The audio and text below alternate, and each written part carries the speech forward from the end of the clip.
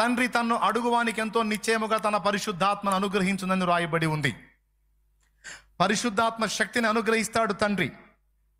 ఓ దైవజనుడా, దేవుని పాదాల దగ్గరికి వెళ్ళి అనేక మంది రోగులు నా దగ్గరికి వస్తున్నారు ప్రభువా, మరి వాళ్ళ మీద నేను చేతులు ఉంచుతున్నాను, నువ్వు నాకు శక్తిని ఇవ్వకుండా నేను ఒట్టిగా చేతులు ఉంచితే నేను వారిని మోసగించినట్టు అయింది. అది ఎలా ఉంటుందంటే ఖాళీ పాత్ర తీసుకొని వాళ్ళ నోట్లో గుక్కినట్టు ఉంటుంది. చుక్క నీళ్లు కూడా లేని ఒక ఒట్టి పాత్రను తీసుకొని ఇదిగో నీళ్ళు వస్తున్నాయి తాగండి అంటే అది వాళ్ళని మోసగించడం అవుతుంది.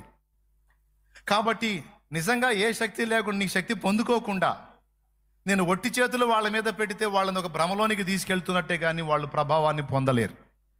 కానీ నేను వారి మీద చేతులు ఉంచినప్పుడు వారు బాగుపడినట్లు, దేవా నీ శక్తితో నన్ను నింపు అని నువ్వు అడిగితే తప్పనిసరిగా దేవుడు తన శక్తితోనూ ప్రభావంతోనూ నేను నింపు.